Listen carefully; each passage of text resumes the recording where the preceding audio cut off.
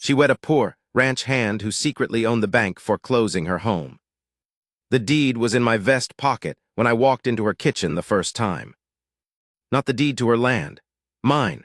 A piece of paper with the bank's letterhead and my signature at the bottom, Elias Cord, sole proprietor, First Territorial Bank of Harding County, folded twice and worn soft at the creases from how many years I'd been carrying it without needing to show anybody. I'd had it so long I'd stopped thinking about it as anything. Just wait. She handed me a cup of coffee and said, "You want eggs?" And I said yes, ma'am, because it had been 2 days since I'd eaten a real meal, and because the kitchen smelled like wood smoke and sage, and I didn't want to go back outside just yet. That was the first morning. That was before I knew what her name was. Her name was Nora Bassett. Widow Bassett, the men at the Dunmore Ranch called her when she rode past the fence line. Not mean about it. Just the way things get named out here, what a person is reduced to after the worst thing happens. Her husband, Roy, had been dead 2 years. Fever took him in March of '82, left her with 340 acres of dry grass scrub, and a mortgage note that Roy had kept getting extended at the bank, month by month. The way a man does when he thinks things will turn around if he just gets one more season. I knew about the note because I owned the note. I need to say that plainly so you understand what kind of man I was then, or what kind of man I'd let myself become. I wasn't cruel about it. I never was cruel. But there was a piece of me that had learned to look at land and see numbers before I saw anything else, and I had been doing that for long enough that I'd mostly forgotten it wasn't always that way. The bank had the Bassett note, $180 past due on 260 total, and my man Fitch in the Harding office had sent her the first formal letter in September. She had until the end of November. It was October when I showed up at her gate. I want to be accurate about why I was there. It wasn't to see her. I was riding a circuit I rode every few years, checking on grazing land I owned in parcels through the county, making sure the men I had managing things were managing them honestly, which they mostly weren't. I dressed plain when I did it. Canvas trousers, a work coat that had been mended at both elbows, boots that had seen better years. I rode a good horse, but not a showy one, a gray gelding named Calhoun who had a habit of pulling left that kept him from being worth what he should have been. I didn't carry myself like money. Never had, even before I had any. My mother was a laundress in Missouri. My father ran off when I was 7. I know what it is to have nothing, and I never forgot it, even when I had more than I needed, maybe especially then. Dressing plain was partly habit and partly something I couldn't name until later. Later, I'd understand it was the only way I knew to see people clearly. Money in the room changes what people show you. So I rode up to the Bassett gate on a Tuesday in October, and the latch was broken. She'd wired it shut with a length of baling wire twisted 3 times and looped over the post, and I stopped to fix it. I carry pliers. I always carry pliers. It's a habit that started when I was 14 and worked my first fence line for $1.50 a week, and it never left me. I was bent over working the wire when she came out of the house with a rifle. Not pointed at me, resting in the crook of her arm, but ready. She was maybe 38. Tall, dark hair going gray at the temples in a way she hadn't tried to hide. She had the kind of face that didn't waste expressions, not cold, just economic. She'd learned to spend herself carefully. "You fixing that or taking it apart?" she said. "Fixing it," I said. "Wire's fatigued. You've been twisting it too tight." She looked at me a moment. "Who asked you?" I didn't have a good answer to that. I stood up with the pliers in my hand and said I was sorry for the presumption and asked if I could water my horse at her trough. She let me. I want to be careful here not to make it sound like more than it was. She didn't invite me in that first day.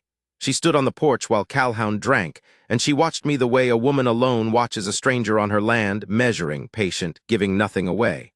I thanked her and rode on. It wasn't until the following morning, when I came back down the same road, and found Calhoun had thrown a shoe in the night, and I was leading him lame, that she said from the porch, "There's a cold camp stove in the barn if you need to eat something while you wait for the farrier." That was how it started. With a cold stove and a cup of coffee, I heated myself, and the sound of her moving around inside the house, not paying me any particular attention. I told her my name was Eli, which was true. Elias Cord, Eli to everybody who'd ever known me without a desk between us. I didn't tell her anything else, and she didn't ask much. That in itself was unusual. Most people ask what you do. She asked me how long Calhoun had been pulling left and whether I'd had his teeth checked. which told me something about her. The farrier, a man named Gant, didn't come until late afternoon. So I was there most of that day, and I helped her move a section of fencing she'd been trying to move alone, using a come-along and a fence post as a lever, a setup that was inventive and would have probably worked if she'd had one more set of hands. With two of us, it took about 20 minutes. She didn't thank me in a lot of words. She said, "I'd been at that since breakfast," and went back to the house. I rode out when Gant finished with Calhoun, and I told myself that was that. But I came back. I came back 4 days later with no particular excuse, and asked if there was work she needed doing for wages. And she stood in the doorway looking at me with those careful eyes, and she said, "Why?" I said, "Because you're short-handed and I'm between jobs." She said, "What's your trade?" I said ranch work, fence work, anything that needed doing, which had been true once a long time ago. She looked at my hands. I have worked hands. The bank didn't change that. I'd been working with my hands since I was old enough to grip anything, and a man's hands don't forget. She looked at them long enough that I was conscious of them. "$1 a day," she said. "Breakfast included, you sleep in the barn." I said that was fine. I want to tell you what those weeks were. I have tried to find the right way to say it for a long time, and I keep ending up in the same place, which is that I don't know how to explain what it felt like to work a hard day on land that was technically, legally in a kind of contest with the bank I owned, and to feel more at peace than I had in years. There was something clean about it. Waking up in the cold and the dark with Calhoun shifting in the stall next to me and the smell of hay and frost and horse, working until my back ached. Coming into a kitchen where something was always on the stove. Nora Bassett was not a woman who gave warmth carelessly. That was the first thing I understood about her. She was decent to me, fair, sometimes funny in a dry way that caught me sideways. She had a kind of humor that came out of nowhere and landed flat and accurate, like a stone dropped in still water. But she didn't perform warmth. She didn't try to make me comfortable beyond what was reasonable. She was just herself, consistent. And there is a thing about consistency in a person. After you've lived enough years without it, that hits you somewhere under the ribs in a way you can't quite account for. I was 51 years old. I had been married once, 20 years before, to a woman named Clara who had died of childbed fever along with the baby, a boy, and I had spent the years since building things I could put a number to because numbers didn't leave you. I was not unhappy, exactly. I had learned a long time ago not to ask too much of any particular day. But I had not. I recognized this slowly over those weeks at the Bassett place. I had not felt like myself in a very long time. The man I was in Harding, the man behind the desk with the good suit and the firm handshake, that man had been built carefully and he served his purpose. But Eli, the man who could string a fence and quiet a spooked horse and fix a wired gate latch, that was the man I'd started from. And here he was again, working Nora Bassett's scrub land for $1 a day and eating her biscuits and sleeping in a barn with his name on the deed. She asked me once in the second week why a man with working hands had let them go unused. I said I'd been in business for a while.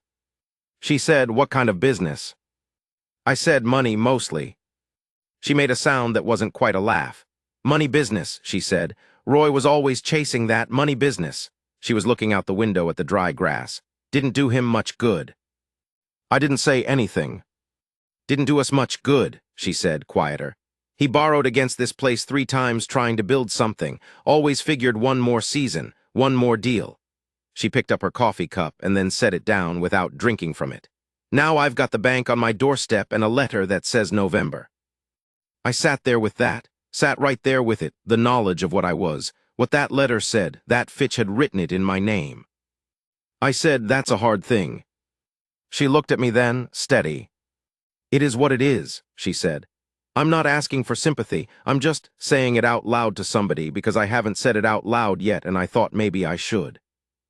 I remember the light in the kitchen that morning, the way it came through the east window and lay across the table in a long stripe, her hands around the coffee cup, the particular set of her jaw when she decided she was done talking about something. I could have told her then.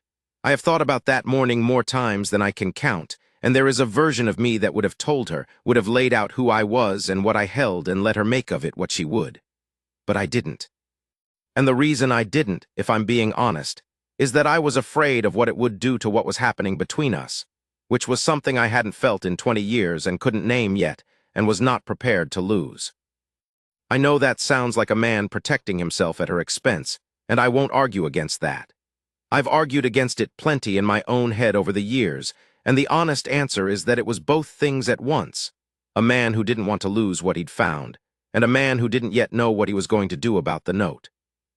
Both of those things were true. That's all I've got. The days got colder. November came on slow, and then all at once, the way it does out here, 3 warm days in a row, and then one morning you wake up and the grass is white and the water in the trough has a skin of ice on it. I was up before light breaking that ice with a post mallet when she came out of the house with a second coat and held it out to me without saying anything. It was a man's coat. Roy's coat, I understood. Heavy canvas, sheepskin collar. She just held it out. I took it. She went back inside. I put on the coat and finished breaking the ice, and the coat was a little short in the sleeve but warm, and I stood there in the gray morning with my breath coming out in clouds, and something that had been clenched in me for a long time was not gone, but looser. Like a knot that had been pulled tight for years, and someone had finally worked a thumb into it. I need to tell you about the evening before Thanksgiving.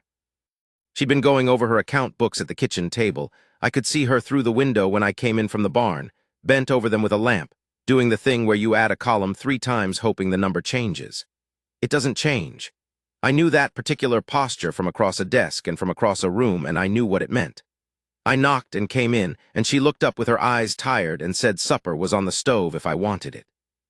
I sat down at the table, not across from her, beside her, and I looked at what she had in front of her, and she didn't pull the papers away, which surprised me. She just let me look. The shortfall was $92, against the $180 owed. I knew how many cattle she had. I'd worked with them. I knew what they'd bring at market, and I knew the market, and I knew she couldn't close that gap before the end of the month. She said, I can sell the South pasture. The Dunmore boys have been after it for 2 years. That'd cover most of it. But then I'm ranching on. She put her finger on the map she'd drawn, a rough grid on the back of an old bill. This, which is barely enough to run the head I've got. I said, what if you didn't sell it? She looked at me. I said, what if there was another way to handle the note? She said, unless you've got $90 in that coat, I don't know what other way there is.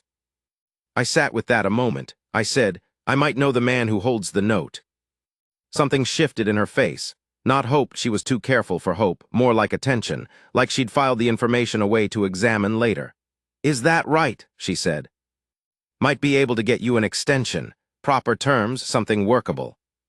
She looked at me for a long time, that steady, measuring look, and then she said, Eli, who are you? I didn't answer right away. I looked at the lamp between us and the account book, and the hand she'd rested on the table, ink on her first 2 fingers from the pen. Ranch hand, I said. She didn't say anything. Right now, I said, that's what I am right now. She held my gaze long enough that I felt it in my chest. Then she said, all right, and picked up her pen. I don't know what she understood in that moment. Something, maybe more than I thought. There is a thing that happened before I told her, before she knew anything, that I have carried longer than anything else from those weeks. It was 3 days before Thanksgiving. We'd come in from getting a heifer out of a ditch, messy work, cold work, both of us muddy past the knee, and she'd put the kettle on and we were at the table, and she reached across without thinking and picked a piece of dried grass out of my hair. Not a gesture she planned. Just a thing her hand did. She pulled her hand back after, and we neither one of us said anything about it. But she'd done it, without thinking, the way you do for somebody you're accustomed to, somebody you're comfortable with, and that small thing, that nothing of a thing, hit me harder than anything had hit me in 20 years, because it meant she saw me. Not the money, not the position, not any of the scaffolding I'd spent a career building. Just Eli, the man eating at her table and sleeping in her barn and pulling wet heifers out of ditches. She saw that man as worth the small, unconscious tenderness of picking grass out of his hair. I went to Harding the next day. Fitch was surprised to see me. He was always surprised when I came in dressed the way I was dressed, and he had a way of glancing at my boots that he thought I didn't notice. I noticed. I told him I was pulling the Bassett note, taking it off the bank's books entirely. He started to say something about the procedure for that, and I told him I knew the procedure since I had written the procedure, and to please prepare the paperwork. He asked if I wanted to issue a new note. I said no, I wanted to retire it. He looked at me over his spectacles. I said, the note is paid, mark it satisfied. He did. I rode back with the marked note in my breast pocket instead of the deed. The ride was 2 hours each way, and I had the whole of it to think about what I was going to say when I got there. And by the time I pulled Calhoun up at the wire loop gate, I still didn't know. I got down and went in. She was at the stove. She turned when she heard the door, and she looked at me the way she'd learned to look at me, that little reading she did, checking whether something was wrong before she said anything. I took the note out and set it on the table. She wiped her hands on her apron and picked it up. Read it again. She set it back down. She said, Eli. I said, I own the First Territorial Bank of Harding County, have for 11 years. I came out to check on some grazing land and ended up at your gate, and one thing, I didn't mean for any of it to, I stopped. The speech I'd been building for 2 hours had left me. I said, I should have told you sooner, I know that. She was quiet for a long moment. The stove ticked. Outside, a gust hit the window and passed. She said, is Eli your real name? I said, yes, Elias Cord, Eli to everybody who knew me outside an office. She picked up the note again and looked at it and set it down again. So this whole time, she said. Yes. You were here working for $1 a day. Yes. She looked at me. I couldn't read what was in her face. I had thought about this moment 100 times and I still couldn't read it. She could be furious. She had every right to be furious. She said, why didn't you just cancel it from the office? Why come here? I said I hadn't known when I first came that she had a note with the bank. I'd found out later. And by then I was already, I said, I didn't want to leave. Another long quiet. She said, you didn't want to leave. No, ma'am. I watched her work through it. She had a way of going still when she was thinking hard, absolutely still, and she was doing it now. I stood there with my hat in my hands and let her take the time she needed. Finally, she said, Roy borrowed money from every direction and never told me about any of it until I was standing in it. And you, she stopped. I waited. You canceled $180 so you wouldn't have to leave, she said. That's what you're telling me. I said, among other things I'd also like to tell you, if you'll let me. She looked at me for a long time. And then something moved in her face, not a smile exactly. Something quieter than a smile, like a door opening inward. You hungry? She said. I said yes. She turned back to the stove. I hung up Roy's coat on the peg by the door where I always hung it, and I sat down at the table, and the lamp was warm and the kitchen smelled like it always smelled. And I thought about my mother in Missouri who used to say that a man who can't be decent when nobody's watching isn't decent at all. I thought she might have been right about that.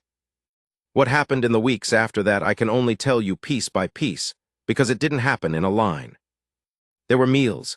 There were long evenings with her mending and me reading or the other way around. There were nights she'd tell me about Roy, not with bitterness, more the way you go over something to understand it, and I'd listen. There was a morning she found me in the barn at first light repairing a section of her harness by lamplight, and she stood in the door with her arms crossed watching, and when I looked up she said, You don't have to do that, you know. You're not my ranch hand anymore. I said, harness doesn't care who I am. She almost smiled. No, she said, I guess it doesn't. I told her about Clara, about the boy. It took me 3 separate evenings to get it all out, a little at a time, the way things come when they've been kept long enough in pieces, circling back with gaps. She didn't try to fill the gaps. She just let them be there, and that was the right thing. I told her about my mother, about the fence line at 14 and the pliers I'd carried ever since. She liked that. She said it explained something she'd noticed. I asked her what she'd noticed. She said that you always have the right tool. It doesn't sound like much, but the way she said it, like it was a thing she'd been paying attention to, like she'd been watching me, I had to look away for a minute. By December, the question of what I was going to do about Harding had been in the room between us for a while without either of us raising it directly.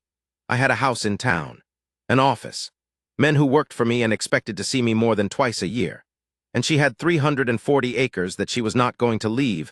I understood that without asking. This was Roy's land too, whatever else he'd been, and she was going to see it through.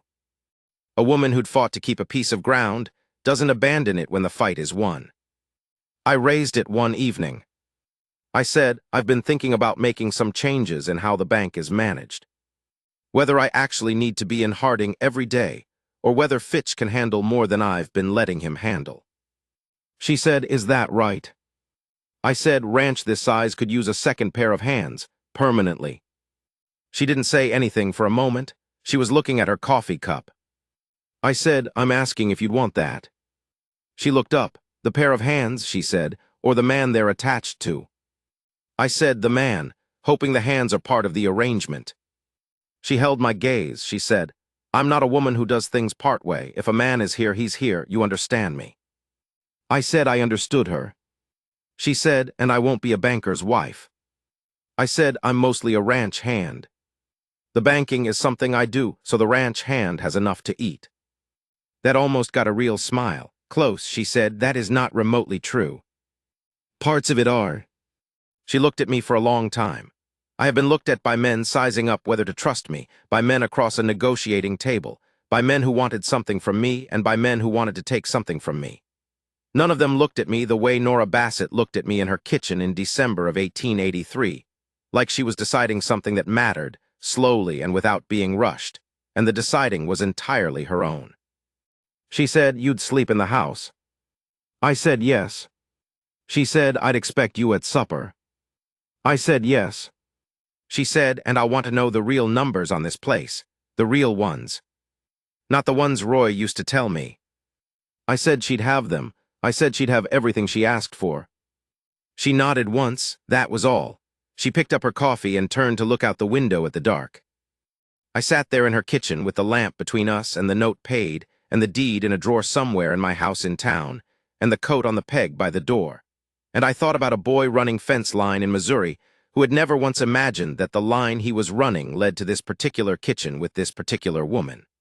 How a life runs along underground for years and then comes up through the rock where you least expect it. We were married in the spring, March. Reverend Holly's from the church in Cedar Flats, and 3 of her neighbors who'd known her since before Roy, and Gant the farrier who'd shod Calhoun that first day. Nobody from Harding. I didn't want Harding there. There'd be time for that. She wore a dress the color of winter sky. She'd made it herself. I didn't know that until afterward, when the neighbors were having the cake she'd also made herself, and someone said they'd never seen her sew anything. She said she'd learned for the occasion. I want to hold on to that. A woman who'd learned to sew so she could make her own wedding dress. I had got her a ring, plain silver, small stone, something she could wear working. I'd gone back and forth about it, whether it was too much, whether she'd want something plainer or nothing at all, and in the end I'd gone with my instinct, which said she'd want something real that she could wear every day. When I put it on her hand, she looked at it a moment, and then she looked at me, and she put her hand against the side of my face. Flat palm against my cheek, looking at me. I covered her hand with mine. That was the whole of it right there.